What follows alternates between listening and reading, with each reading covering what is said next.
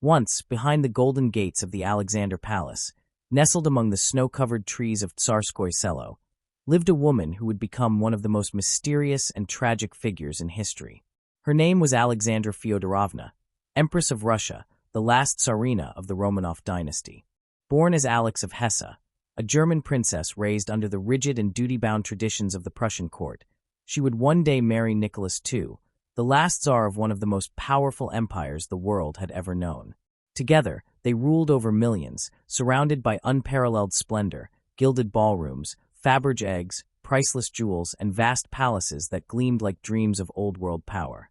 Yet beneath the layers of royal luxury, an ominous storm gathered.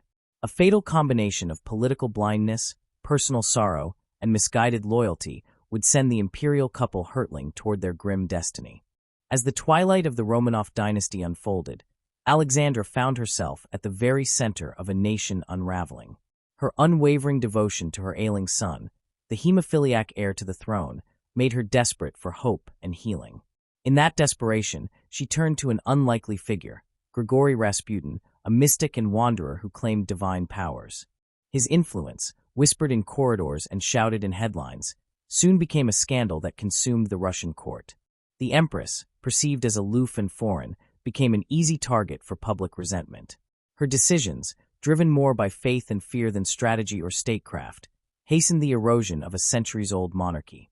She trusted few, feared many, and remained unwavering in her belief that her family's rule was divinely ordained, unaware that the world outside her palace gates was changing forever. But who was Alexandra, really? Was she a delusional royal blind to her people's suffering?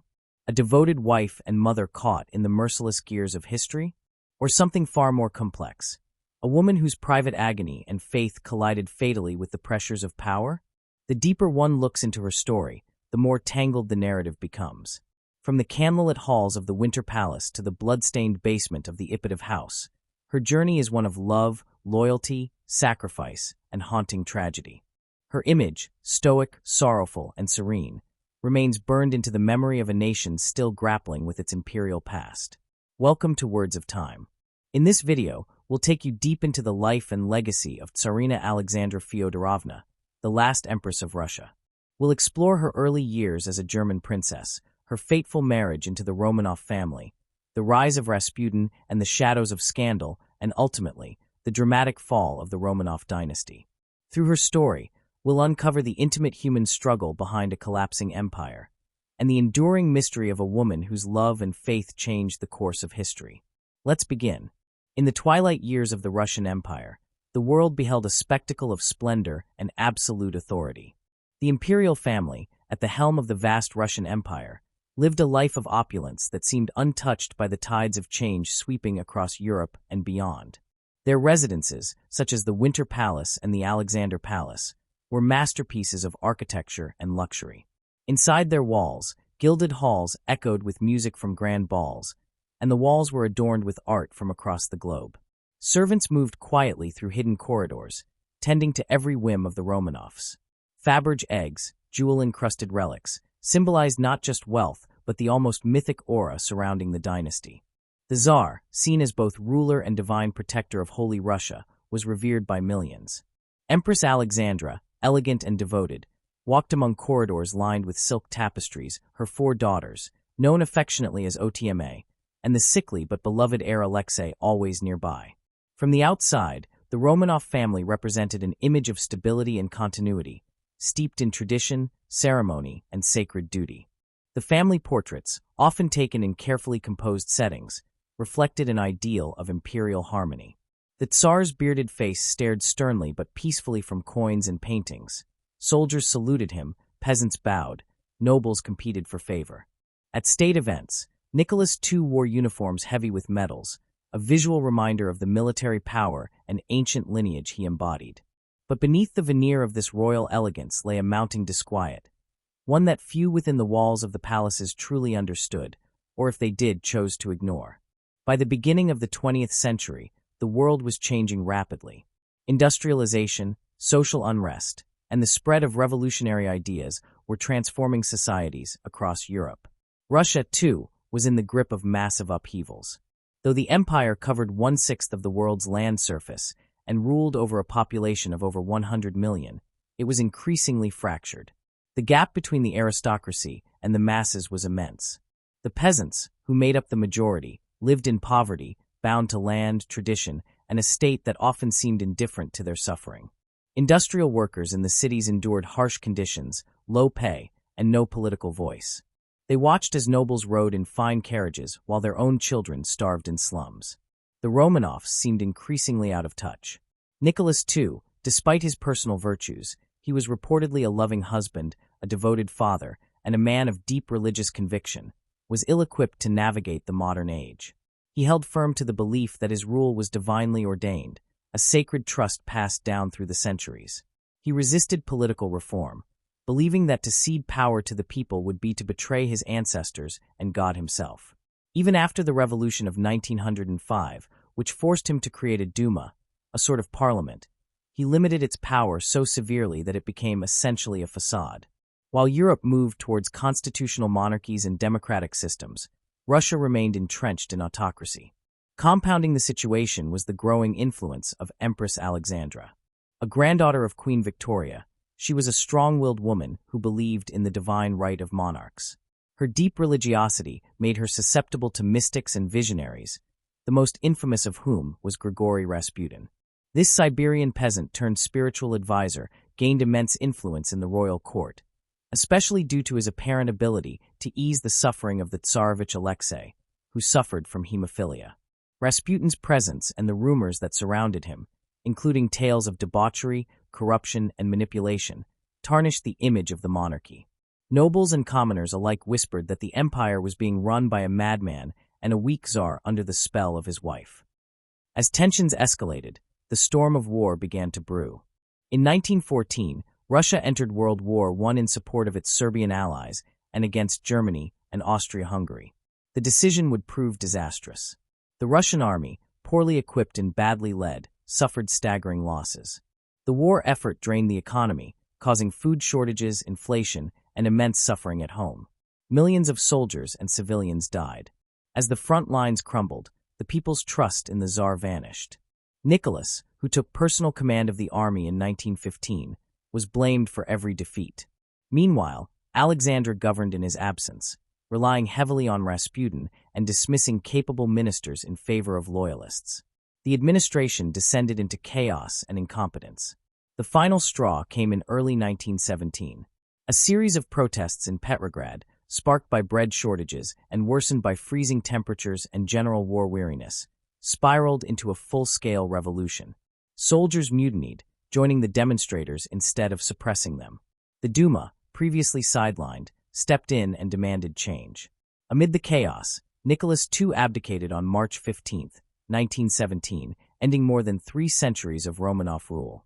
The dynasty that had once ruled with divine right and unmatched authority fell not with a dramatic battle, but with a document signed in a railway carriage in the snowbound countryside. What followed was a period of intense uncertainty. A provisional government took control, but it was weak and riddled with internal divisions. At the same time, the Bolsheviks, led by Vladimir Lenin, were gaining momentum. They promised peace, bread, and land, slogans that resonated deeply with a war-weary, impoverished population. By October of the same year, they overthrew the provisional government in a relatively bloodless coup. The Bolsheviks now held the reins of power, but their grip was far from secure. Amid this political upheaval, the Romanov family, Nicholas, Alexandra, and their 5 children, were placed under house arrest. At first, they were held in relative comfort at the Alexander Palace. Later, they were moved to Tobolsk in Siberia, then finally to a house in Ekaterinburg, deep in the Ural Mountains. Their world had shrunk from palaces to guarded rooms.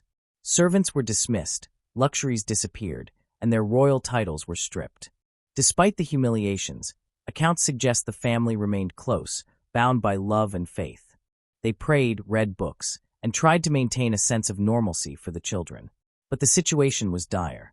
As civil war broke out between the Red Bolsheviks and the anti-Bolshevik White forces, fear grew that the Romanovs could be rescued by advancing white troops. To prevent this, the Bolsheviks made a grim decision. In the early hours of July 17, 1918, the family was awakened, told to dress, and led to the basement of the house.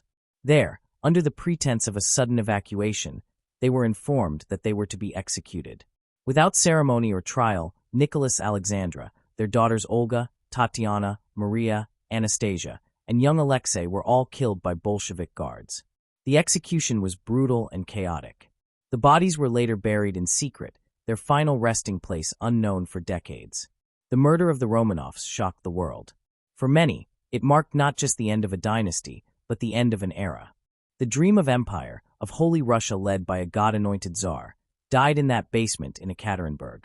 In the West, monarchs mourned their fallen cousins. For Russians, the event became both a tragedy and a symbol, one that would be remembered, denied, investigated, and mythologized for generations. Rumors circulated that some of the children had survived.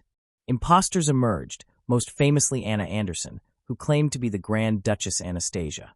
The truth, pieced together through decades of research, DNA analysis, and forensic science, would only come to light in the closing years of the 20th century. Today, the Romanovs are remembered in multiple ways. To some, they were martyrs, victims of revolutionary excess, and symbols of lost nobility. The Russian Orthodox Church canonized them in 2000. To others, they were emblematic of a failed and out-of-touch system, one that resisted reform until it was too late. Their story raises enduring questions about power, responsibility, and the nature of change.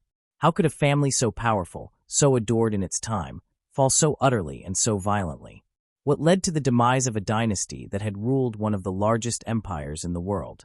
The answer lies not in a single event or figure, but in a convergence of forces. Economic hardship, social inequality, political misjudgment, and the unstoppable momentum of revolutionary fervor. The Romanovs, for all their wealth and prestige, were unable to recognize the scale of the transformation needed to preserve their rule. Their belief in divine right, their resistance to change, and their insulation from the lives of ordinary Russians sealed their fate. Their fall was not just the collapse of a family, but the collapse of an idea. That power could remain forever unchallenged, handed down like an heirloom, protected by tradition and prayer. In retrospect, the Romanovs were both victims and architects of their destiny. They were caught in the turning gears of history, a history that demanded a new order and would brook no resistance. Their story, rich in tragedy and filled with grandeur, serves as a poignant reminder of the impermanence of power and the cost of ignoring the voices of the people. It is a tale of splendor lost, innocence betrayed, and a dynasty brought low not by swords and cannons alone, but by the relentless tide of change. Born into the grand yet stern traditions of European royalty, Alexandra Fyodorovna, the last Tsarina of Russia, began her life as Princess Alix of Hesse and by Rhine. She was born in the German Duchy of Hesse on June 6, 1872, the sixth child of Louis IV, Grand Duke of Hesse, and Princess Alice of the United Kingdom, who was herself a daughter of Queen Victoria. From her earliest years, Alix's life was shaped by a blend of privilege, sorrow, and rigorous discipline. The court of Hesse, while minor compared to larger monarchies, still upheld the expectations of nobility. Education, etiquette, and piety were woven into her upbringing. Her mother, deeply moral and charitable, instilled in her children a sense of duty and religious devotion. Alix was a serious and introspective child, known for her intelligence, beauty, and emotional sensitivity. Her childhood, however, was marked by tragedy. At the age of 6, she lost her mother to diphtheria, an illness that also claimed her youngest sister. The trauma of this loss lingered with Alix for the rest of her life, intensifying her natural reserve. After the death of her mother, she spent increasing time with her maternal grandmother, Queen Victoria, in England. These visits to Windsor and Balmoral strengthened her English identity and reinforced a stoic, almost Protestant sense of moral uprightness. Though she was German by birth, she was culturally closer to the British court, particularly in her moral conservatism and sense of duty. As she grew older, Alix blossomed into a striking young woman, tall, elegant, and possessing what many described as a melancholic beauty. Suitors came and went, and she was even considered as a possible bride for Prince Albert Victor, Duke of Clarence, heir to the British throne. However, her heart was already given to another, Nicholas Alexandrovich, heir to the Russian throne. They had met during her childhood visits to Russia and later developed a romantic bond. Nicholas, soft-spoken and deeply religious like Alix, was drawn to her earnest nature and inner strength. However, their match faced opposition. Queen Victoria was not entirely convinced that Alex was suited for the distant and complex Russian court. Moreover, Russian officials were hesitant about the alliance due to Alex's Lutheran faith and her German heritage, especially in light of rising Slavic nationalism and Russo-German tensions. Despite these objections, love prevailed. Alex converted to Russian Orthodoxy and took the name Alexandra Fyodorovna. She married Nicholas on November 26, 1894, just weeks after the death of Nicholas's father, Alexander III. The sudden death of the emperor catapulted the young couple into the spotlight. Nicholas ascended the throne as Nicholas II, and Alexandra became Empress of all the Russias. The timing could not have been more challenging. Still in mourning and relatively unprepared for their roles, both Nicholas and Alexandra faced the burdens of leadership with a sense of sacred duty but little practical experience. Alexandra's entrance into Russian life was fraught with challenges. Despite her royal status, she never fully won the affection of the Russian people. Her shyness and reserve were misinterpreted as arrogance and coldness. Her German background made her suspect in a land increasingly wary of foreign influence. Moreover, the expectations placed upon her were immense. Chief among them was the requirement to produce a male heir. In a deeply patriarchal system, the birth of sons was essential for dynastic continuity and national stability. Between 1895 and 1901, Alexandra gave birth to 4 daughters: Olga, Tatiana, Maria, and Anastasia. Though beloved by their parents, the girls could not satisfy the court's hunger for a male successor. This absence of a son placed a growing psychological and emotional burden on Alexandra. She felt she had failed not only her husband, but the Romanov dynasty itself. At last, on August 12, 1904, she gave birth to a son, Alexei. The celebrations were enormous. Russia finally had a male heir. Yet this triumph was swiftly overshadowed by tragedy. Alexei was soon diagnosed with hemophilia, a life-threatening blood disorder inherited through the female line of Queen Victoria's descendants. The boy's condition was kept secret from the public, but within the palace, it dominated Alexandra's existence. Each minor injury could lead to uncontrolled internal bleeding, and the Empress lived in constant fear for his life. It was during this desperate period that Alexandra turned increasingly toward mysticism and spiritual counsel. Conventional medicine had little to offer for hemophilia. Her prayers for a miracle seemed answered when Grigory Rasputin entered her life. A Siberian peasant and self-proclaimed holy man, Rasputin first came to the court in 1905. Word of his spiritual powers and healing abilities had preceded him, and through a mixture of psychological intuition and perhaps coincidence, Rasputin appeared to alleviate Alexei's suffering during a particularly severe attack. Alexandra, convinced that he had been sent by God, clung to him as her son's savior. Her reliance on Rasputin soon deepened into near-total dependence. He became her confessor, her advisor, and her emotional crutch. In him, she saw divine intervention, a protector of the boy's fragile life. Alexandra, already isolated and anxious, began to trust Rasputin more than her ministers, friends, or family members. He advised her on spiritual matters, yes, but also on matters of state, especially as Nicholas increasingly delegated domestic concerns to her while he focused on foreign affairs and later, military leadership during the Great War. This dependency came at a great cost. Rasputin's behavior outside the palace was scandalous. Tales of drunkenness, sexual impropriety, and manipulation spread like wildfire. His presence at court and the Empress's vocal support of him made the monarchy appear weak and corrupt in the eyes of both the nobility and the public. Ministers resigned or were dismissed under Rasputin's influence. Alexandra, determined to protect her son and convinced of Rasputin's divine mission, refused to listen to critics. She wrote heartfelt, almost desperate letters to Nicholas, pleading with him to support Rasputin and warning him of conspiracies among the nobility.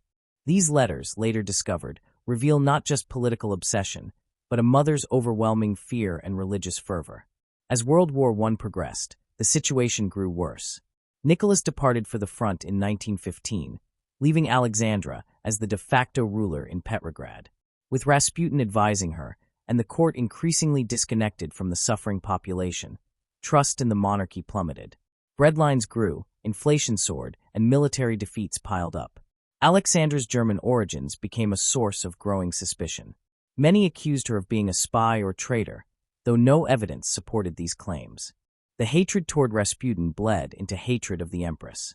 Cartoons, pamphlets, and whispered gossip painted her as a seductress under the sway of a mad monk, manipulating the Tsar while the empire crumbled. Within the court, even high-ranking nobles had had enough. On December 16, 1916, a group of aristocrats murdered Rasputin, luring him to a nobleman's palace and killing him in a brutal, almost ritualistic fashion. His death, however, did not reverse the monarchy's decline. Alexandra's faith in him remained unshaken even after his murder.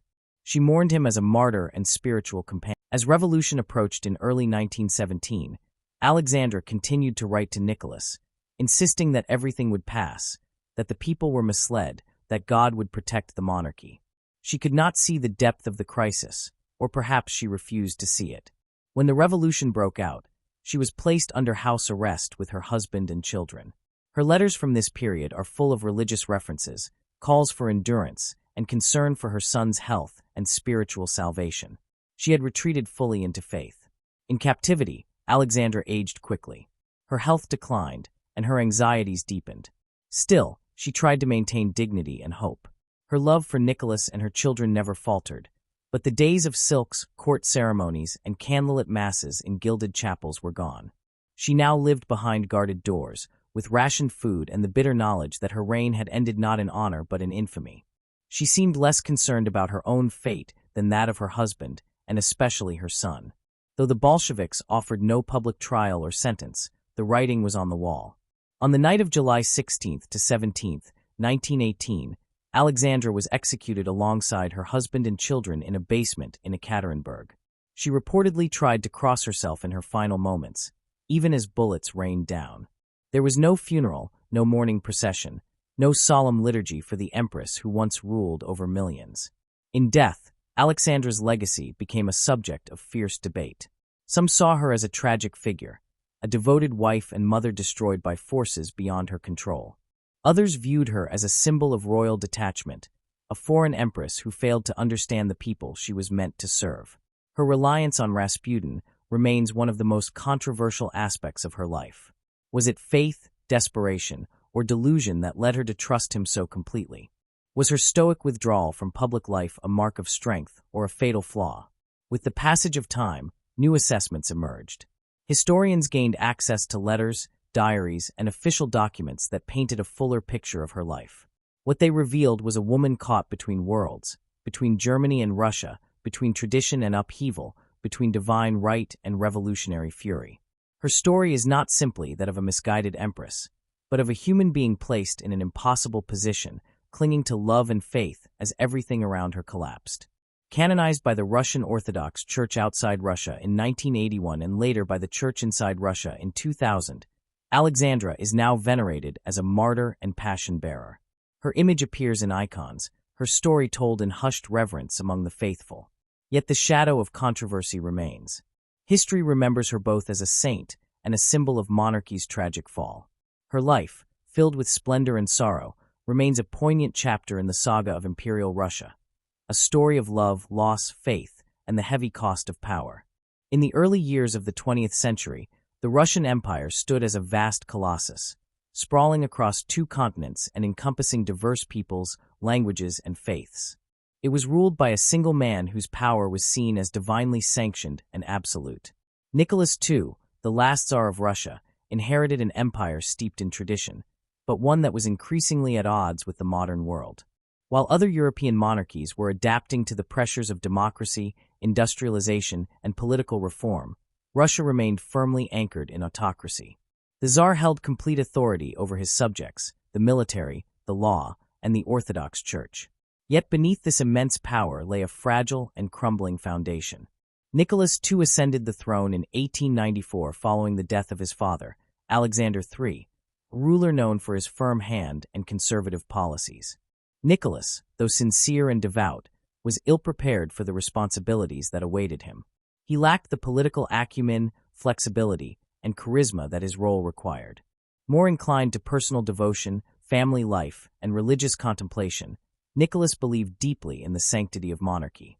He saw himself not as a political leader who must respond to changing social tides, but as a guardian of a divine order that must be preserved at all costs. This belief blinded him to the growing unrest within his empire. By the turn of the century, Russia was in the grip of monumental changes. Industrialization had begun to transform cities like Moscow and St. Petersburg into bustling centers of commerce and labor. With factories came workers, and with workers came demands for better wages, safer conditions, and political representation. The lives of peasants remained harsh and unrewarding, despite the emancipation of serfs in 1861. Land remained in short supply, taxes were high, and rural poverty persisted. Millions toiled under a system that offered little hope of advancement or relief. The Russian Empire was a deeply stratified society where a small elite controlled the vast majority of wealth and political influence. As dissatisfaction grew, new ideologies took root among the people. Socialist thought, inspired by the writings of Karl Marx and others, began to circulate among intellectuals, workers, and revolutionaries. These ideas found fertile ground in a society plagued by inequality and repression. Revolutionary cells, political organizations, and underground newspapers began to appear in cities and towns across the empire. One of the most influential groups to emerge during this period was the Russian Social Democratic Labor Party, which would eventually split into two factions, the Bolsheviks and the Mensheviks. The government's response to dissent was harsh. The Okhrana, the secret police, infiltrated revolutionary groups, monitored suspects, and used censorship and imprisonment to suppress opposition. Yet repression only served to deepen resentment. The events of January 22, 1905, known as Bloody Sunday, became a turning point. On that day, a peaceful procession of workers marched to the Winter Palace in St. Petersburg to present a petition to the Tsar. They sought fair wages, improved working conditions, and political reforms. Instead of being received, they were met by armed soldiers who opened fire, killing and wounding hundreds. The massacre shattered the image of the Tsar as the benevolent father of the nation. Widespread strikes, protests, and riots followed. For the first time, the regime was forced to acknowledge the demands of the people. In response to the unrest, Nicholas issued the October Manifesto, promising civil liberties and the creation of a national assembly, the Duma. However, the concessions were superficial. The Tsar retained veto power and could dissolve the Duma at will, which he did multiple times when its members proposed reforms he disliked. The illusion of democracy failed to quell the growing desire for change. Over the next decade, discontent continued to simmer beneath the surface, waiting for the right spark to ignite a full-blown revolution. Meanwhile, the Romanov family found itself increasingly isolated. Alexandra, the Tsarina, became more reclusive and relied heavily on spiritual advisors like Rasputin. Her presence at court, her German heritage, and her unwavering belief in autocracy made her a target of suspicion and ridicule. Nicholas, unwilling to delegate or adapt, surrounded himself with loyalists who reinforced his views rather than challenged them. This echo chamber of outdated thinking prevented the royal couple from understanding the depth of the crisis facing their regime. Economic hardship further strained the empire. Inflation soared, wages stagnated, and food shortages became common. Strikes paralyzed factories, and rural uprisings continued to flare. The war with Japan in 1904 and 1905, intended to boost national pride, ended in a humiliating defeat. The loss exposed the weaknesses of the Russian military and the inefficiency of its leadership. The defeat undermined the Tsar's authority even further and gave momentum to revolutionary movements. Then came World War I. In 1914, Russia entered the conflict in support of Serbia and against Germany and Austria-Hungary. Initially, there was a wave of patriotic enthusiasm. The people rallied around the Tsar, and the Church called it a holy war. But the euphoria was short-lived. Russia was ill-prepared for a modern war. The army was poorly equipped, lacking basic supplies like boots and rifles. Soldiers were sent to the front with outdated tactics and inadequate leadership. Casualties mounted into the millions. The suffering on the battlefield was mirrored at home. The war effort drained resources, caused massive dislocations in transportation and industry, and led to severe shortages of food and fuel. In 1915, Nicholas made a fateful decision. He assumed personal command of the Russian army, leaving Alexandra in charge of domestic affairs. While intended to inspire confidence, the move had the opposite effect. The Tsar became personally associated with military defeats, while the Empress, heavily influenced by Rasputin, made decisions that further alienated the government and the people. Ministers were appointed and dismissed based on Rasputin's counsel. Accusations of corruption and incompetence plagued the regime. The Empress's German origins fueled conspiracy theories that she was a traitor. Her devotion to Rasputin and her paranoia about enemies within the court created a toxic atmosphere that crippled the effectiveness of governance. Amid this chaos, the Bolsheviks continued to gain ground. Led by Vladimir Lenin, who had been living in exile, the Bolsheviks offered a radical alternative to the existing system. Their slogans, peace, land, bread, and all power to the Soviets, resonated with the soldiers, workers, and peasants who were disillusioned by war, hunger, and oppression. The Bolsheviks promised to end the war, redistribute land, and place power in the hands of local councils or Soviets. Their message was simple and direct, in stark contrast to the hollow rhetoric of the monarchy. In early 1917, the pressure reached a breaking point. In Petrograd, formerly St. Petersburg, a combination of strikes, food riots, and mutinies erupted. Soldiers refused to fire on protesters and instead joined them. The Duma attempted to assert control, but the Tsar remained unaware of the gravity of the situation. By the time he realized the extent of the collapse, it was too late. On March 15, 1917, Nicholas abdicated the throne, ending over 3 centuries of Romanov rule. A provisional government was formed, but it lacked authority and coherence. The monarchy had fallen, but Russia was far from stable. The Bolsheviks, though not initially in power, were strategically placed. Lenin returned from exile in April 1917 with the help of the Germans, who hoped that his presence would destabilize Russia further. He arrived in Petrograd and immediately set to work undermining the provisional government. Through speeches, writings, and organizing within the Soviets, the Bolsheviks positioned themselves as the true voice of the people. As the provisional government faltered, the Bolsheviks grew stronger. In October 1917, they staged a coup, later called the October Revolution, seizing power with relatively little bloodshed. They stormed the Winter Palace, arrested members of the government, and declared a new era of proletarian rule. For the Romanovs, now under house arrest, the rise of the Bolsheviks marked the beginning of the end. The new regime saw them as symbols of oppression and potential rallying points for counter-revolutionary forces. Though some argued for a public trial or exile, the Bolsheviks ultimately decided that the imperial family had to be eliminated. On July 17, 1918, Nicholas, Alexandra, their children, and loyal servants were executed in the basement of the Ipatov house in Ekaterinburg. The execution shocked the world, but within revolutionary Russia, it was seen as a necessary act to prevent the return of the old order. The Bolsheviks, now in control, began to reshape the country according to their radical ideology. Land was seized from the nobility, industry was nationalized, and opposition was crushed. The Russian Civil War soon followed, with the Red Army fighting the anti-Bolshevik white forces. The outcome of the war would determine the fate of the revolution and the future of Russia.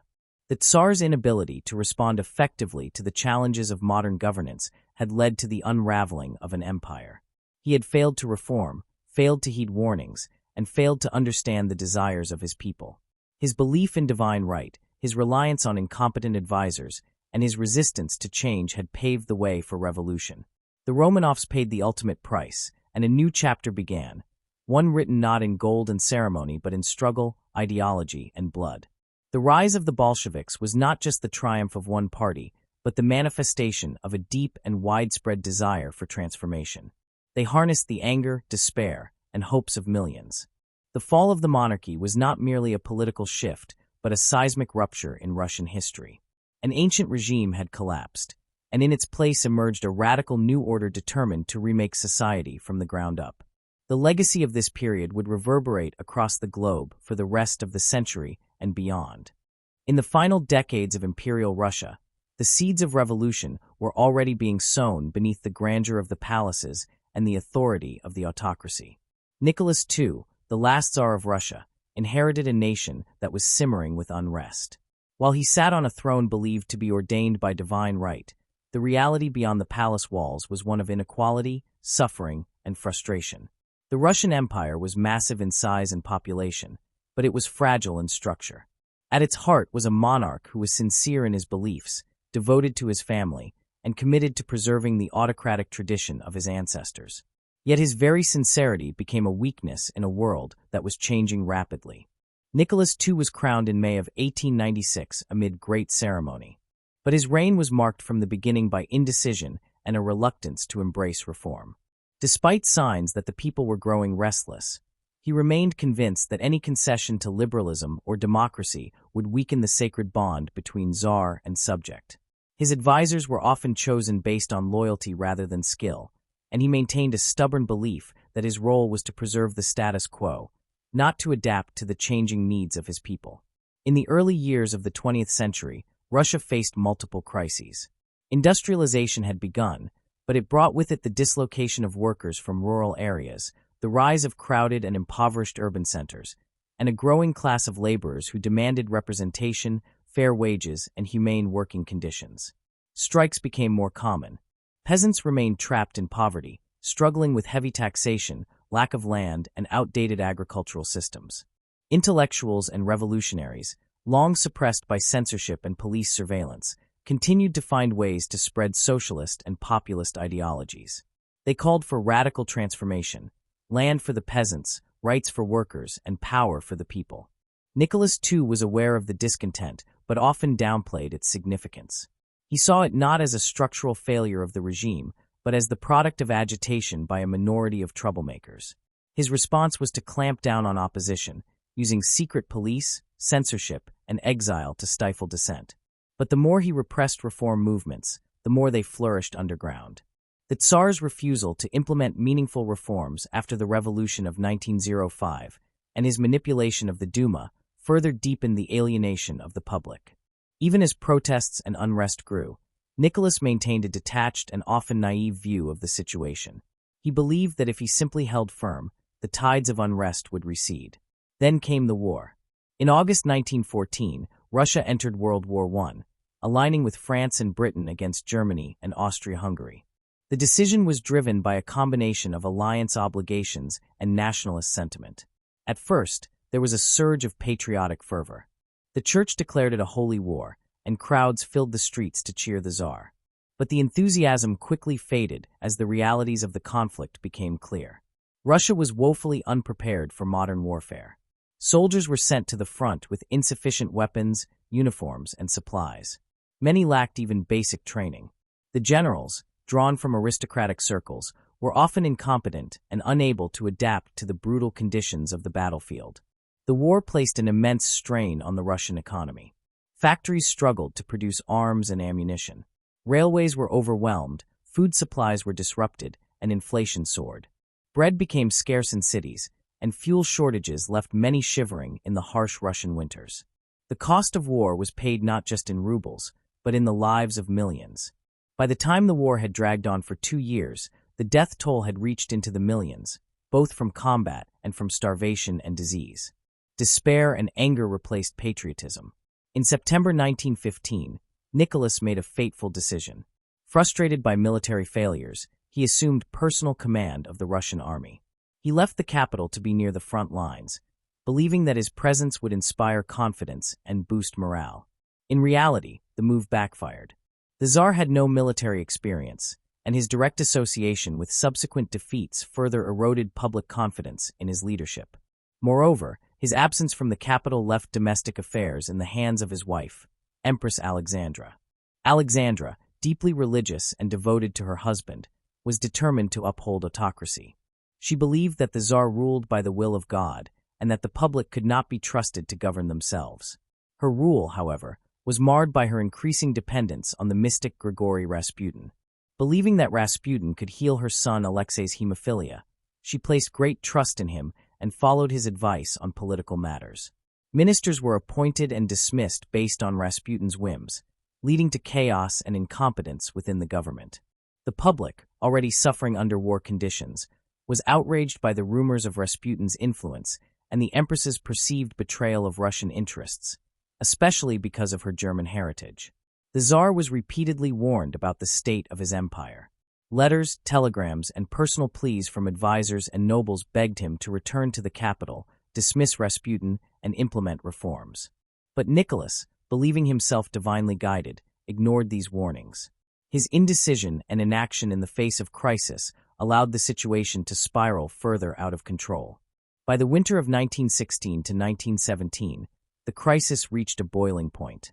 In Petrograd, food was scarce, fuel was almost non-existent, and the people were desperate. Strikes spread across the city, and workers took to the streets demanding bread, peace, and political reform. The army, exhausted by years of war and sympathetic to the suffering civilians, began to waver in its loyalty. In early March 1917, massive demonstrations erupted in the capital. Women, protesting for bread, were joined by striking workers and students. The protests quickly escalated into riots. The city was paralyzed. The police could not contain the crowds, and when soldiers were ordered to fire on demonstrators, many refused. Some units joined the protesters, handing over their weapons and calling for change. Nicholas, still at military headquarters in Mogilev, received reports of the unrest but dismissed them as minor disturbances. He issued orders to restore order, believing that the demonstrations would die down as they had before. But the scale of the uprising had surpassed anything the regime had faced.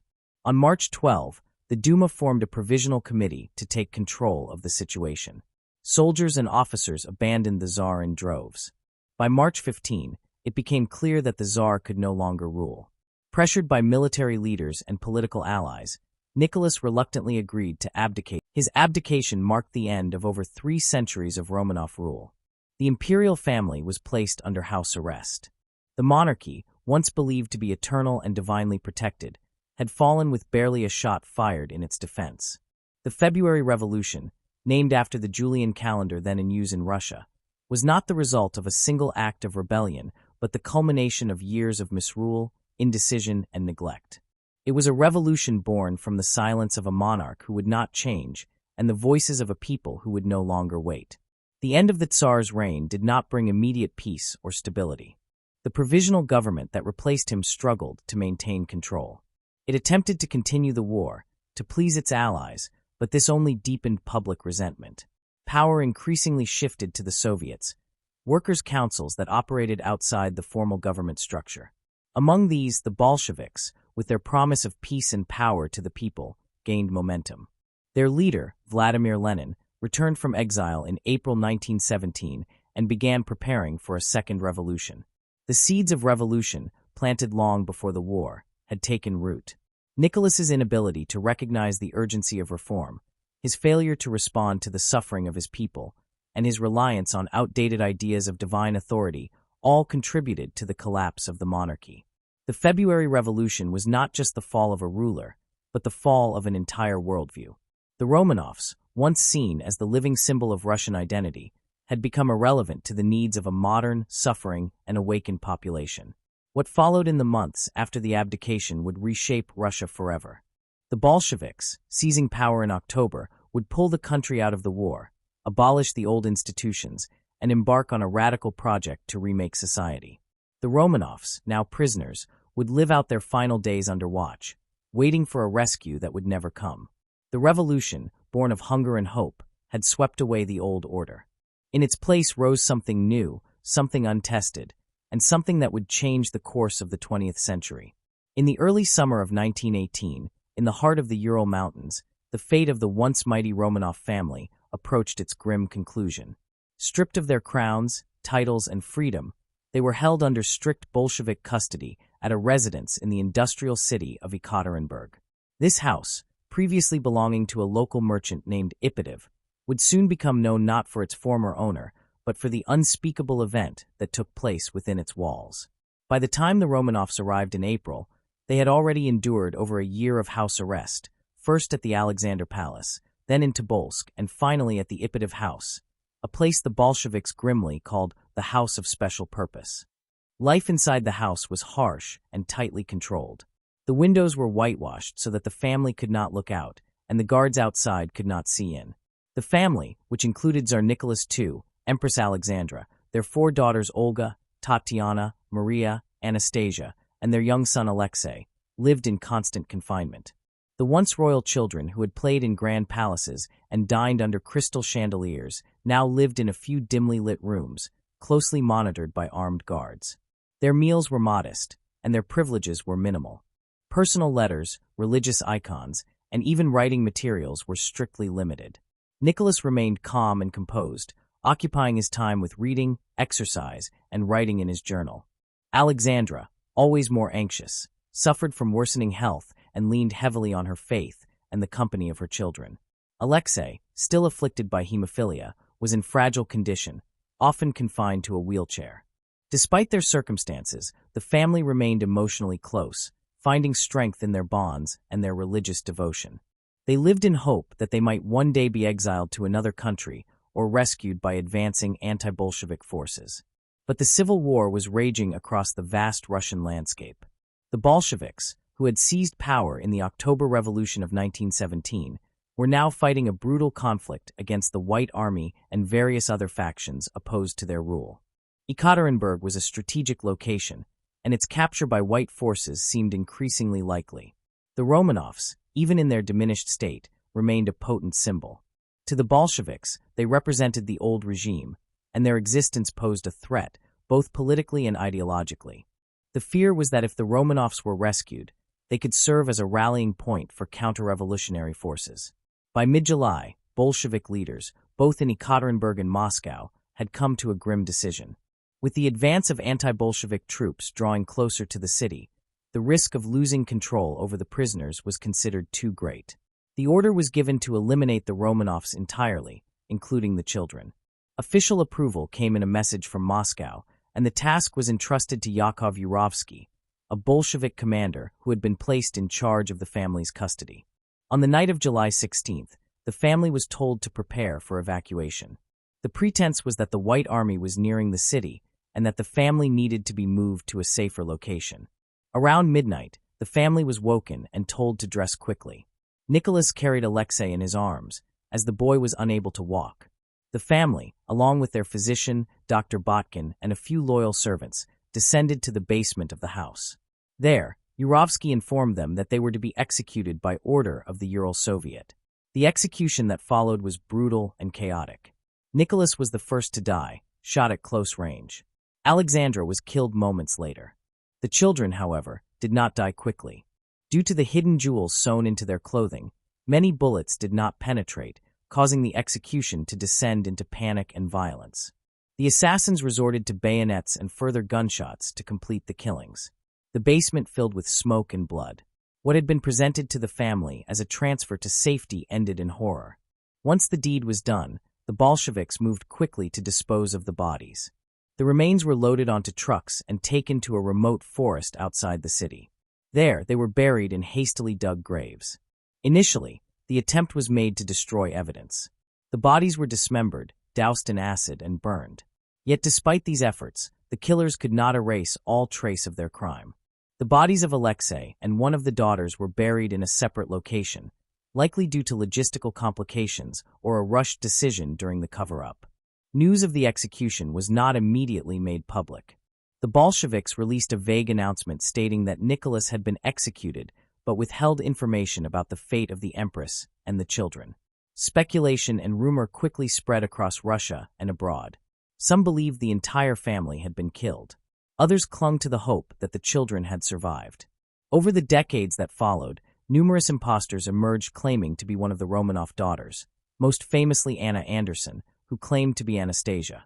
Her story captured the imagination of the world and inspired books, films, and endless debate. DNA evidence, however, would later prove that she was not related to the Romanov family. For decades, the true story of the Romanovs' end remained clouded by Soviet secrecy.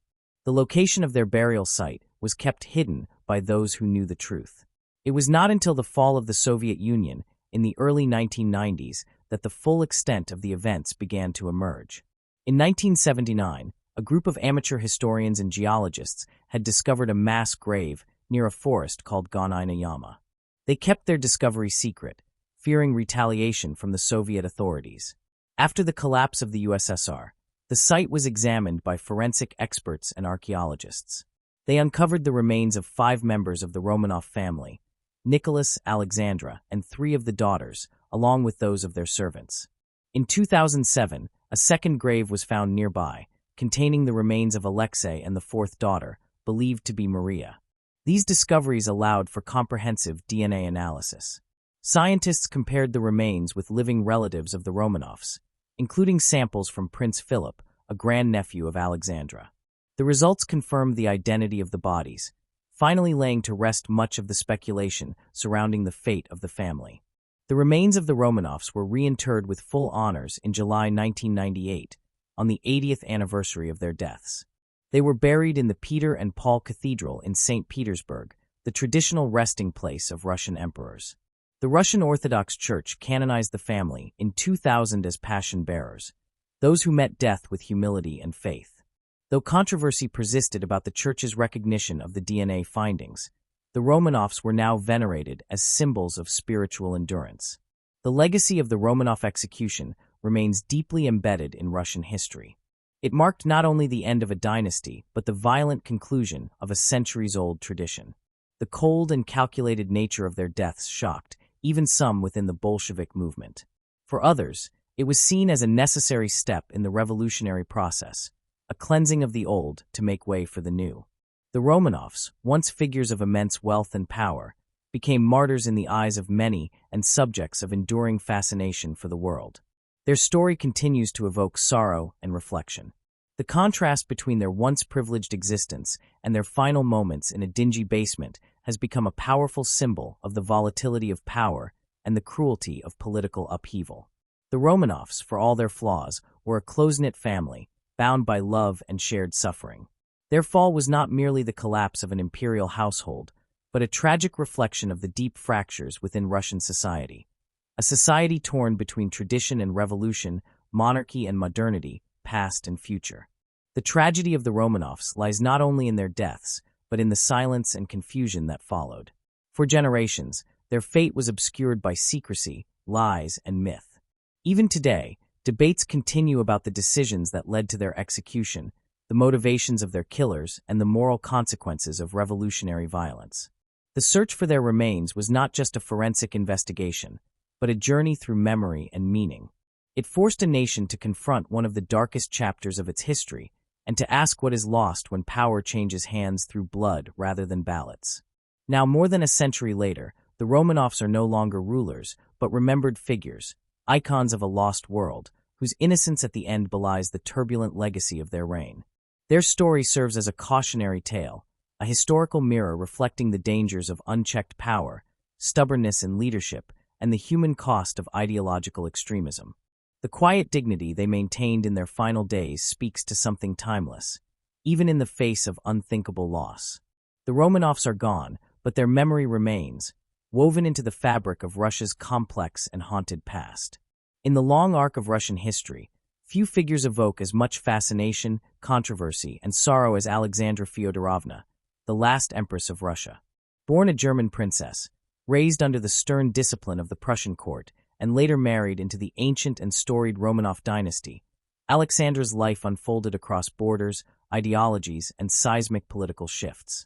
Her legacy, and the legacy of the dynasty she became part of, stretches far beyond the palaces and politics of early 20th century Russia.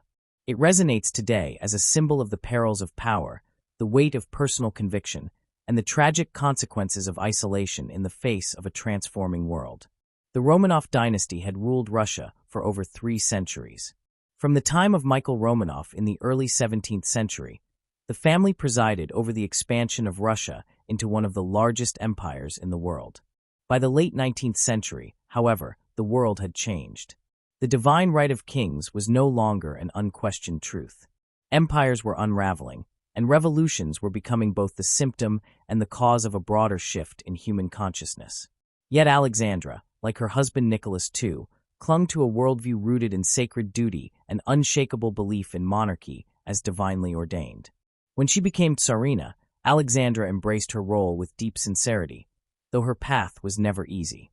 She was a shy, introspective woman, deeply religious, and intensely devoted to her family.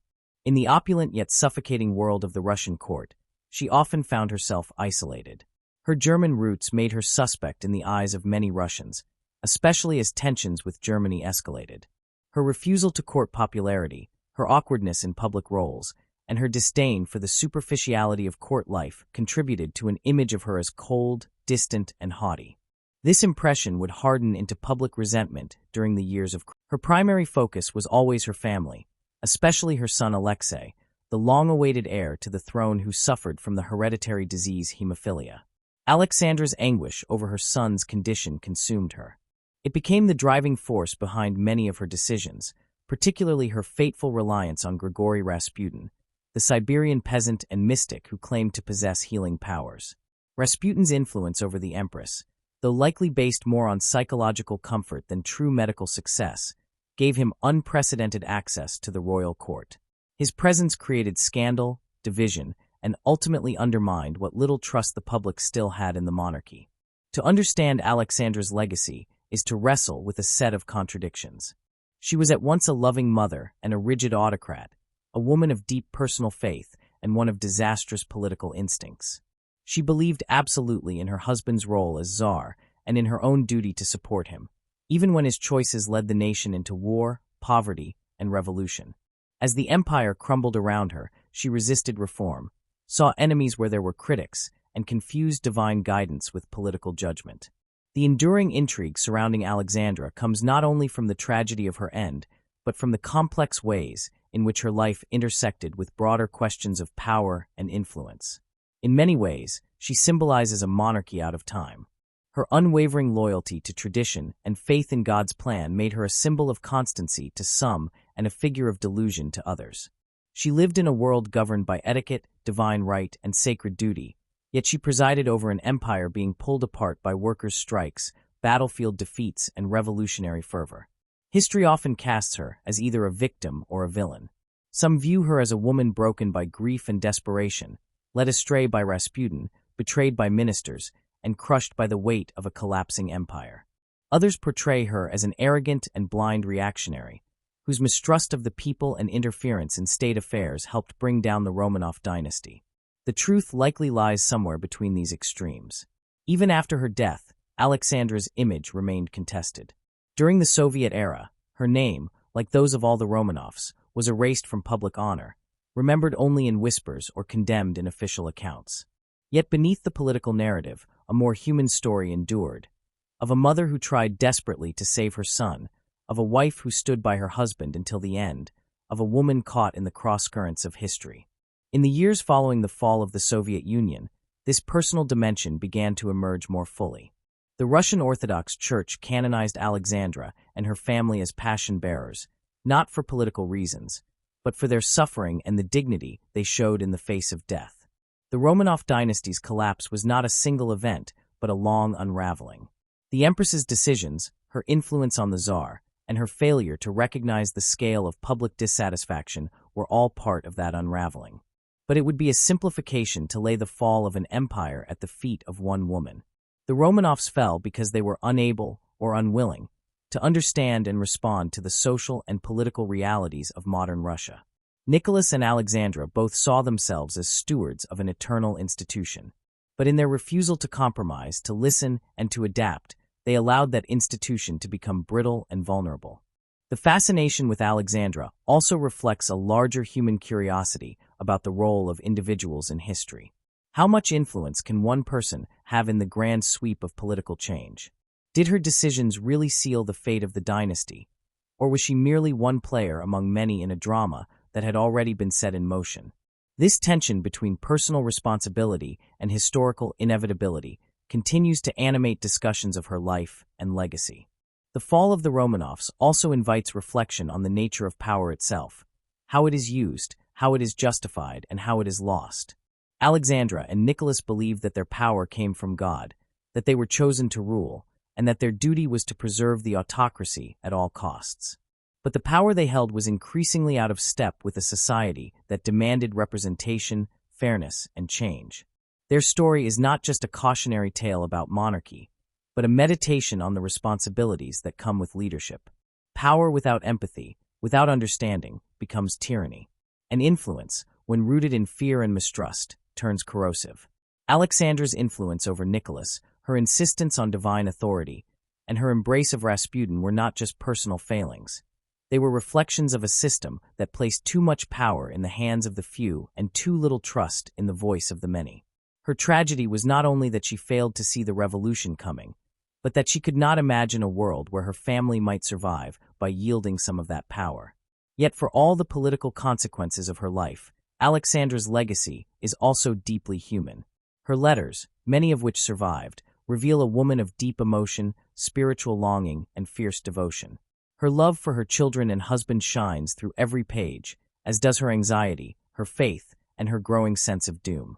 In these writings, one sees not an empress but a mother, a wife, and a woman struggling to hold on to hope in a world that was falling apart.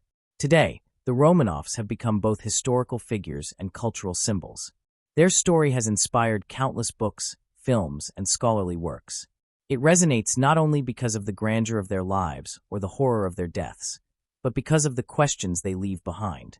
How do we understand leadership in times of crisis? What happens when the symbols of a nation become disconnected from its people? What is the cost of clinging to tradition in a world demanding change? Alexandra Fyodorovna, the last Empress of Russia, was many things: a daughter of royalty, a foreign bride, a devoted mother, an imperial consort, a tragic figure. Her life was shaped by love and loss, by belief and betrayal, by moments of power and utter helplessness. In her, we see the weight of history pressed upon a single individual. Her legacy is a reminder that behind every historical event, every revolution, and every downfall, there are human beings, flawed, complicated, and often overwhelmed by forces beyond their control. In the final reckoning, the legacy of the last empress is not just the story of one woman or even one dynasty. It is the story of an empire that could not change fast enough, a ruling class that misunderstood the people they governed, and a world on the brink of modernity. Alexandra's life and death mark the end of one era and the beginning of another. And while history may judge her harshly in some respects, it also invites us to understand the depth of her convictions, the limits of her influence, and the immense tragedy of her fall. As Russia moved into a century of revolution, war, and transformation, the image of the last empress remained a powerful one, a silent figure draped in sorrow and conviction, walking slowly into the shadows of history. Her story, and that of the Romanovs, continues to ask us not only what happened, but why, and whether such tragedies are inevitable when those in power stop listening, stop learning, and stop believing that their people matter as much as their thrones. In remembering her, we do not simply recall the end of a royal family. We confront the enduring questions of how power is held, how it is lost, and what ultimately it means to rule.